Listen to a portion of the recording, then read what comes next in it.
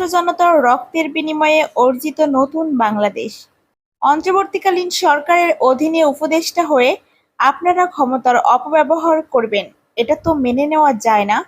খুব শীঘ্রই আপনাদের মুখোশ টেনে খুলে দেওয়া হবে, এমনটাই দাবি জানান শিক্ষার্থীরা।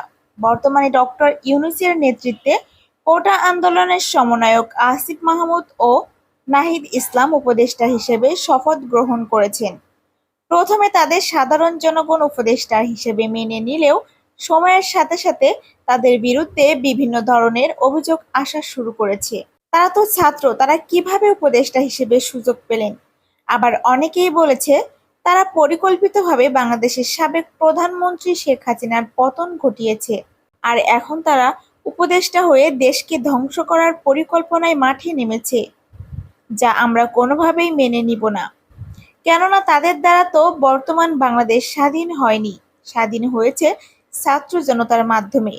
এছাড়াও তারা ইংরেজি বিদেশি সাংবাদিকদের সাথে কথা বলায় ব্যর্থ হওয়ায় সাধারণ মানুষ তাদের ঘৃণার চোখে দেখতে শুরু করেছে। তাদের পদত্যাগের দাবি নিয়ে মানুষ এখন আন্দোলন শুরু করেছে। তারা বলছে খুব শীঘ্রই তারা যদি নিজের থেকে পদত্যাগ না করে তাহলে আমরা কঠোর পরিস্থিতিতে যেতে বাধ্য হব।